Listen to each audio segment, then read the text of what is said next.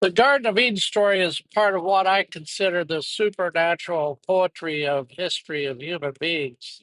The Garden of Eden story is about the first beginnings of humans going on the ocean, and the woman made from the man's rib is actually a boat cage with ribs, and uh, the tree of knowledge is actually the sail of the boat, and the snake in the tree that tips the woman, which is the rib cage of the boat, which is a woman made from the ribs. You live in the womb of the boat, and the ability to go against the wind is the snake, which tips the woman, which is the boat, to go mainly to come back because the first people just wrapped it off and never came back.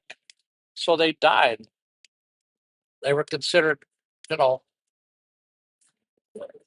nobody ever saw them again, rafting, the Kontiki, that kind of stuff.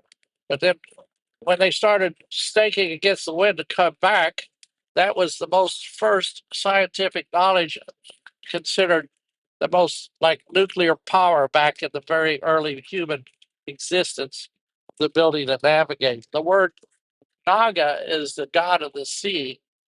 Navigate is the ability navigator, and Navidad, the birth of vectors, the birth of the birthway, Navidad. These languages are all part of this original super poetry that I consider in the early human, and it was only verbal then. They only sang history. They didn't write it down, write it in rather.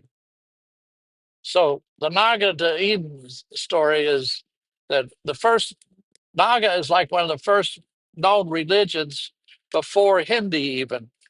And they used to put a stake on the top of a little square, which meant it was a temple. And that's the knowledge of the stake, which is the knowledge to go against the wind. And then the Mara Stella was the North Star to put in the cross.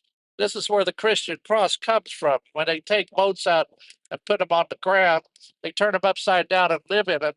They put the mast in the ground, stick it up, and it's the Christian cross, the spire and mast. And these are the way the history of humans uh, migrate through time, the sort of technological creeping. And that's the Dog of the Eden story.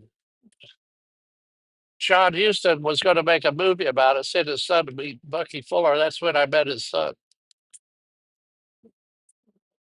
Dog of the Eden.